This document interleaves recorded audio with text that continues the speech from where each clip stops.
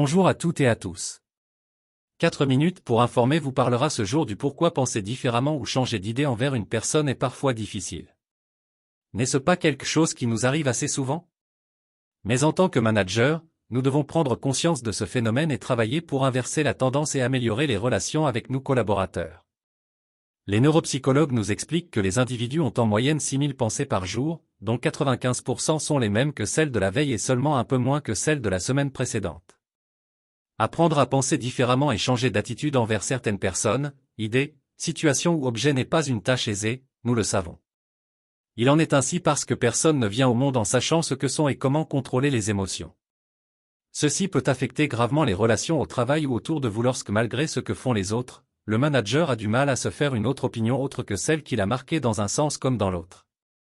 Les techniques de gestion émotionnelle nous fournissent des mécanismes adéquats pour canaliser les tensions quotidiennes, les pressions et le stress qui réduisent complètement notre potentiel, favorisant ainsi le calme et la créativité. Nous ne devons pas oublier que bien que les émotions fassent partie de nos vies, savoir comment les réguler est essentiel pour façonner une réalité plus satisfaisante et accroître nos opportunités. Les 3 conseils pour contrôler ses émotions sont les suivants. Conseil numéro 1, identifier ses émotions. En effet, savoir identifier ses émotions est l'une des clés d'une bonne santé mentale, et le seul fait de pouvoir les nommer pour vous-même, contribue déjà à en diminuer l'impact à tous les niveaux, et à vous apaiser. Un exercice simple mais particulièrement puissant consiste à vous poser ouvertement la question, face à une nouvelle émotion, comment je me sens? Faire l'effort de nommer votre ressenti est fondamental, et vous ressentirez rapidement que les émotions négatives perdent de leur pouvoir sur vous, dès lors que vous leur accordez le droit d'être, et que vous les reconnaissez pour ce qu'elles sont. Conseil numéro 2, comprendre leurs origines. Une fois que vous êtes en mesure de poser des mots sur vos émotions, l'autre étape pour contrôler ces émotions consiste à vous arrêter aussi longtemps que nécessaire sur tout le cheminement intellectuel et psychique qui se met en place à l'apparition d'une émotion.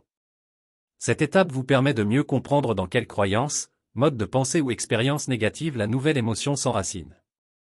Il s'agit de comprendre ce qu'elle vient vous dire au regard de votre construction personnelle, mais aussi de limiter l'impact de sa prise en compte, qui serait exclusivement fondée sur des interprétations, c'est-à-dire des pensées ou biais cognitifs, venant renforcer des croyances intimes développées sur la base d'une évaluation de la somme de vos expériences.